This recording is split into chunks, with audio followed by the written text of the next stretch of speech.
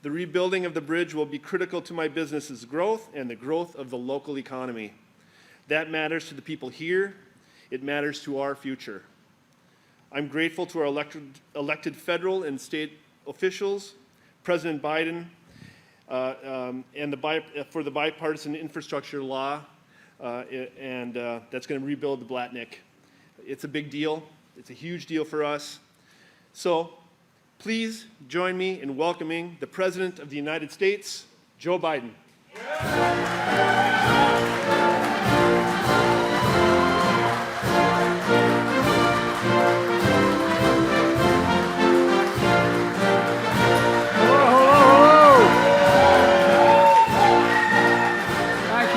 Thank you.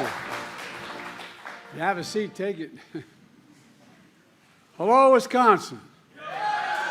From across the bay, hello, Minnesota. Tim, thank you for the introduction.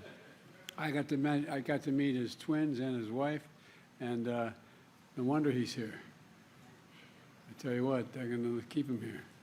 Look, I'm honored to be with the two best governors in America, in the United States of America today. Governor of Wisconsin, Tony Evers. Tony, stand up. And also the Governor of Minnesota, Tim Walz. And thanks to the outstanding senators, Tammy Baldwin of Wisconsin. Tammy's the one. And Amy Klobuchar and Tina Smith from the state of Minnesota.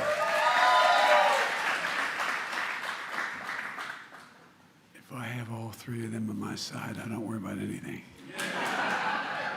And two great mayors, Mayor Payne of Superior, Wisconsin, and Mayor Reinert of Duluth, Minnesota. Stand up, guys.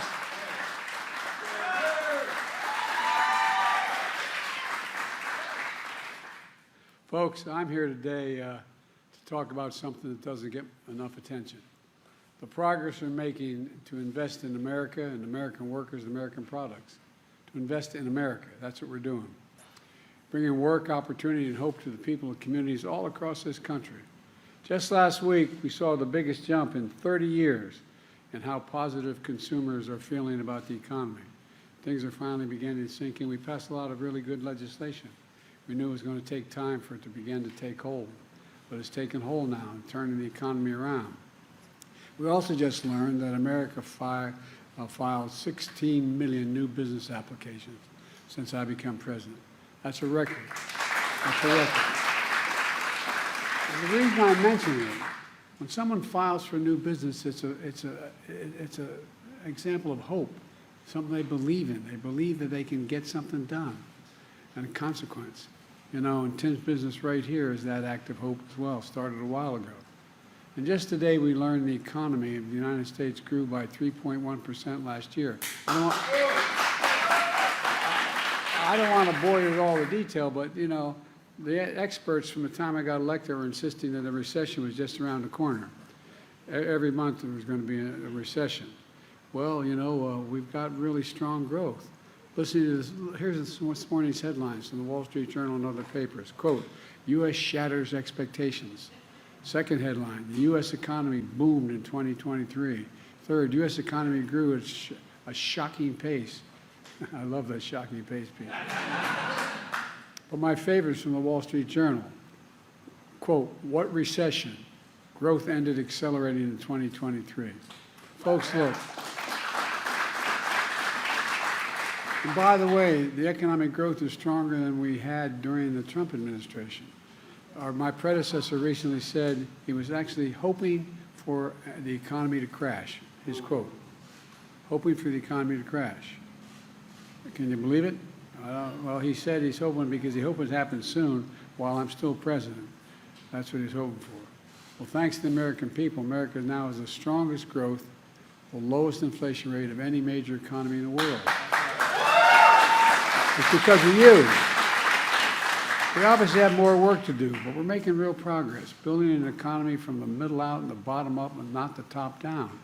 I was raised in a household where we had 3 bedrooms. It was a nice home, 3-bedroom split-level home and a new development of 40 homes in suburbia with four kids and a grandpa living with us. But that trickle-down economics didn't trickle down much on my dad's kitchen table.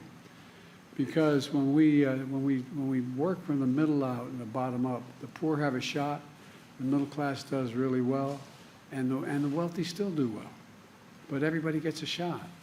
We all do well. You know, as the Secretary of Treasury, Janet Yellen, just said today, and I quote, "The story of the middle class is not separate from the state of the economy. It's at the heart of it." She went on to say, "I mean workers across industries and occupations, from firefighters to nurses to factory workers. That's the middle class. At least that's where I come from. That's what it's all about." So I'm here to announce more progress that shows that we can get big things done in America. We start believing in ourselves again. We start investing in America again. Folks, look, our infrastructure used to be the best in the world, rated the best in the world. But over a period of time, we stopped investing in America. We stopped it. We stopped investing in ourselves. And we slipped. We're now ranked the 13th best infrastructure in the world. The United States of America, number 13 in the world. How in God's name can we have the strongest economy in the world if we don't have the strongest and best infrastructure in the world?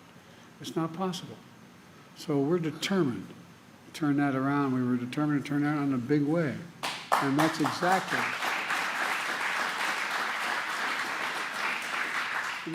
what we're doing.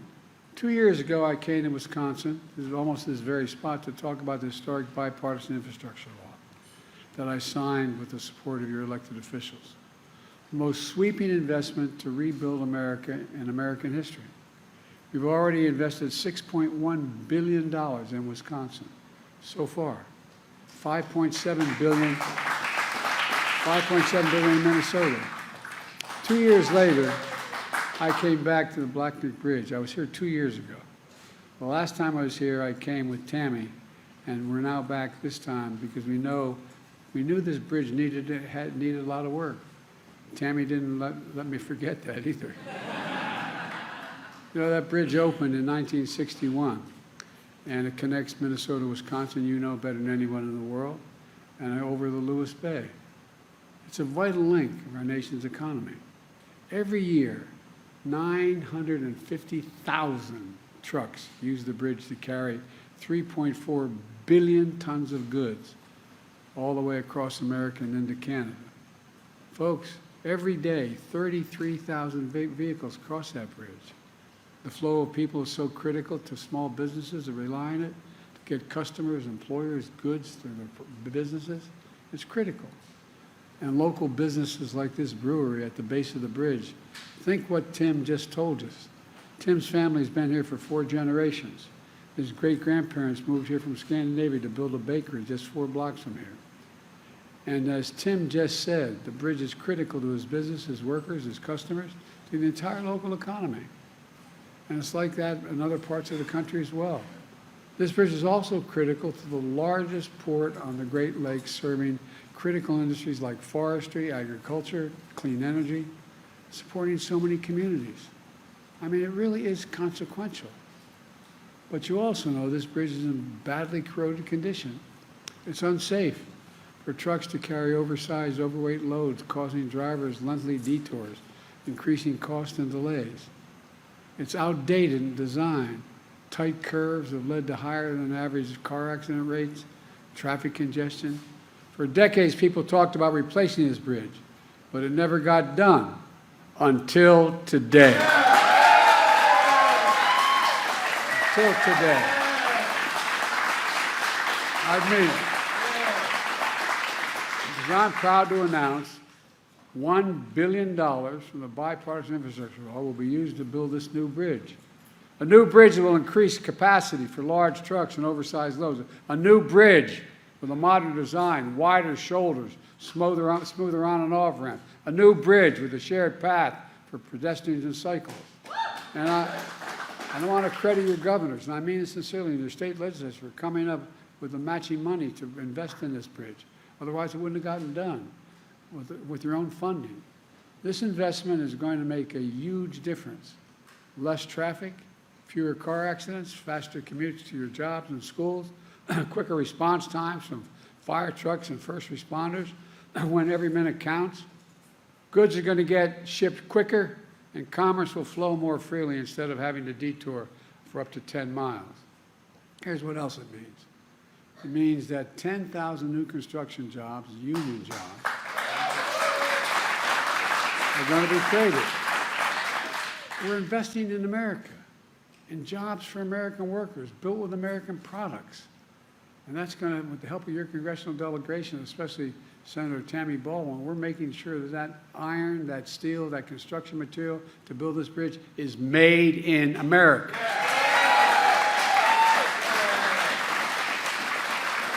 And this funding is part of a larger $5 billion investment led by the Department of Transportation for 37 major projects across America, including bridges, highways, ports, airports. To date, 40,000 infrastructure projects have been announced all across America. And with the support of these great governors and congressional delegation, we're doing other big things. For example, we're making sure every American, including all of you here, have access to affordable high-speed internet. I want to thank Amy for her leadership in this issue. She's been relentless. High-speed internet is essential to today's economy. It's as essential as electricity was when Franklin Roosevelt was president. Not a joke. That's why nearly a century ago, Franklin Roosevelt signed the Rural Electrification Act. I know this sounds like it doesn't matter, but it matters a great deal. He signed it to bring electricity to nearly every home and farm in America because it became essential, an essential part of the economic growth of the country, an essential way to access to modern life. And so is high-speed internet today. In Wisconsin and Minnesota, we're investing $2.5 billion, $2.5 billion in high-speed internet. And we're going to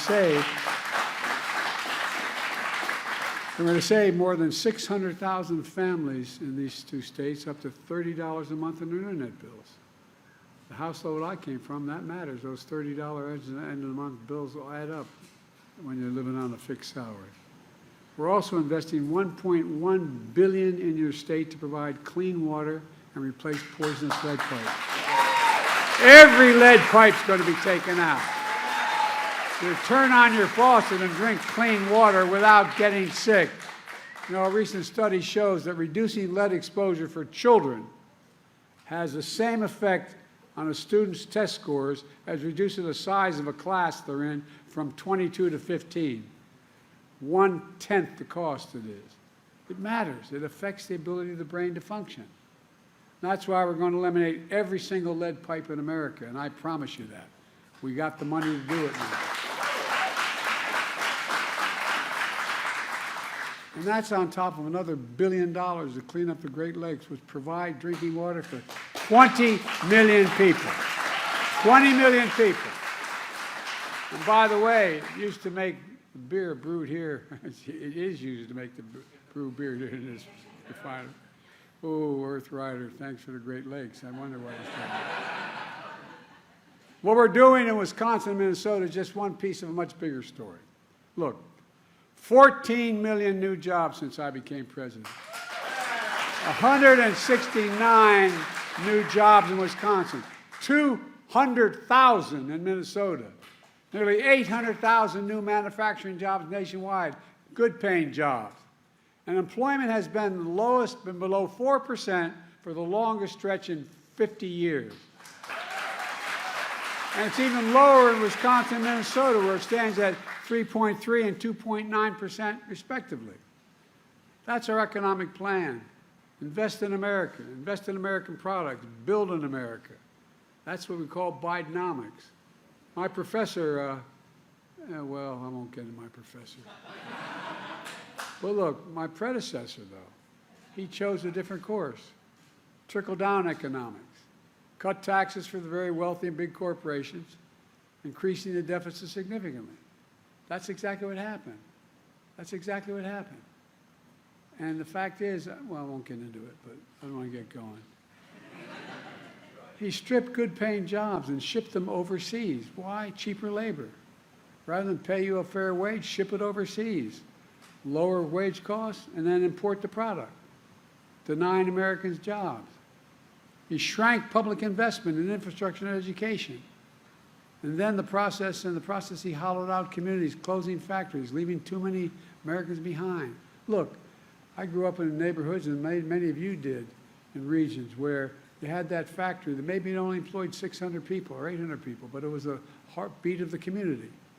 And all of a sudden, one day, corporation owners decided it was cheaper to send that factory overseas because the labor was cheaper. So closed the factory, sent it overseas, imported the product from overseas, paid more money for it, and they didn't have to pay as much in labor. That's what happened. That's how we began to hollow out American labor, for real, not a joke. You know, anyway, he talked about infrastructure every week for 4 years. He's going to increase the infrastructure week. Well, we have infrastructure year. He didn't get, on my watch, instead of infrastructure week, America's having an infrastructure decade. Yeah. We're rebuilding factories and jobs are coming back to America. For example, you know, when that little computer chip that everybody needs for everything from your watch to your automobile, well, guess what? We invented them. We made them more sophisticated. We used to have 40% of the market, and all of a sudden we have nothing. You know that, and so guess what? I got in a plane and went to South Korea. My staff wondered what the hell I was doing. I talked to the leader of South Korea. I said, "You have a thing called Samsung. You make a lot of these computer chips. Come to America." Well, not only they, but a total of $50 billion is coming to America, building factories in America. In America.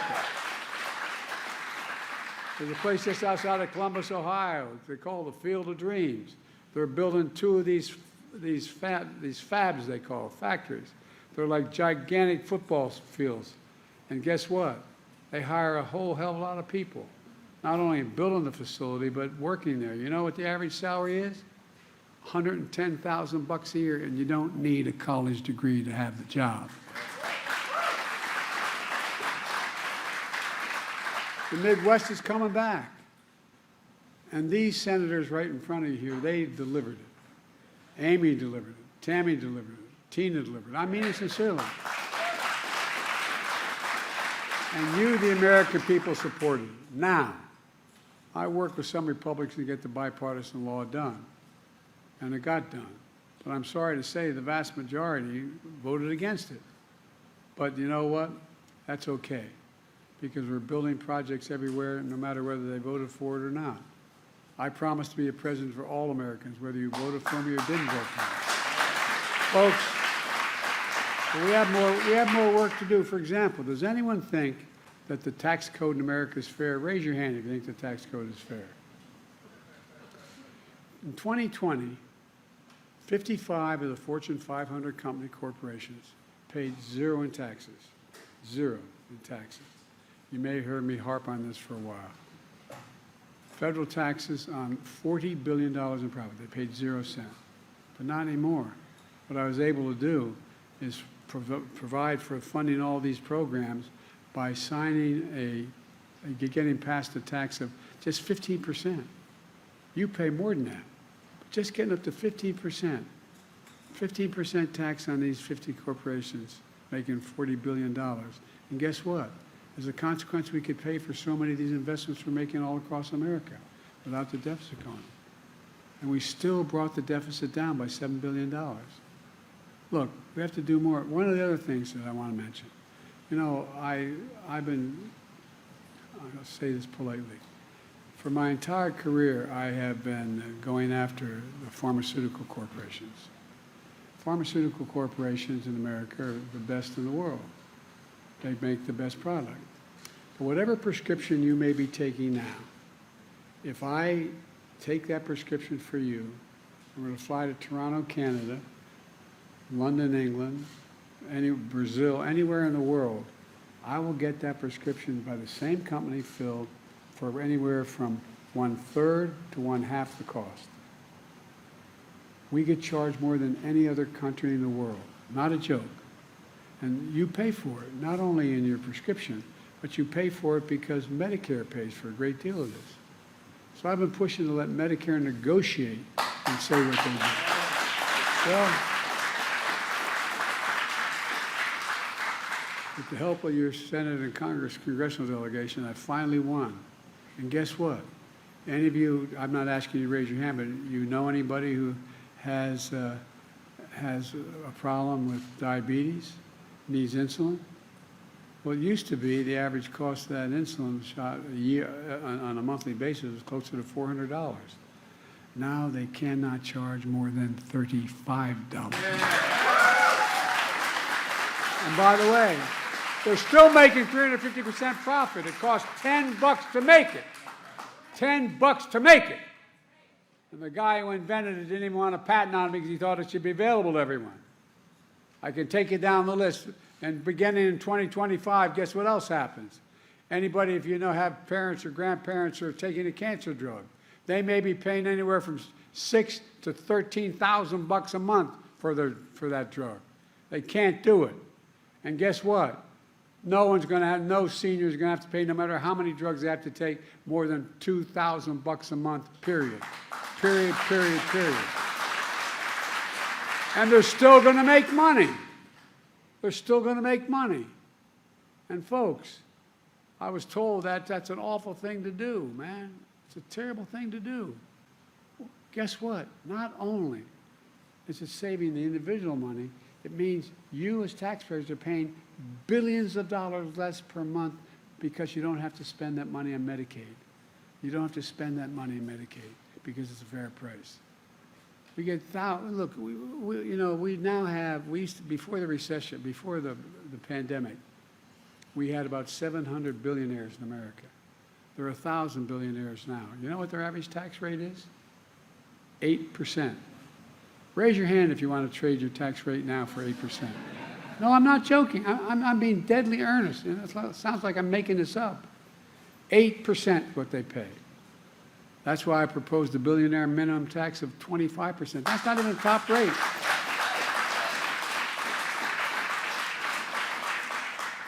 If billionaires and big corporations paid even close to their fair share, we could strengthen Social Security and Medicare, bring down the cost of child care, elder care, working class and middle class people would all be better off, and it wouldn't cost a penny because they make $40 billion would be coming into it. And it's not, I mean, it's just basic fairness. You know, it's the right thing to do, and we can get this done. And I'll be damned, in the last year of this administration, I'm going to get it done. Yeah. Let me close with this. I'm going on too long. I apologize. I get a little tied up here. This bridge is important, but the story we're writing is much bigger than that. When you see the shovels in the ground and cranes in the sky and people hard at work in these projects, I hope you feel a renewed sense of pride. Pride in your community. Pride in what we can do. Pride in America. Pride knowing we can get big things done still together in America. We're the only country in the world that's come out of every crisis we've gotten into stronger than we went in. Not a joke. The only country in the world. For God's sake, this is the United States of America. United States of America. And the real heroes in this whole story, the American people are starting to speak up. American workers, American people doing the work to bring communities back to the country in ways that was before in the future. That's what America does. That's why I've been never more optimistic about the future. We just remember who in God's name are. We're the United States of America, and there's nothing beyond our capacity when we do it together. Let's start working together for God's sake. God bless you all. May God protect our country. Thank you.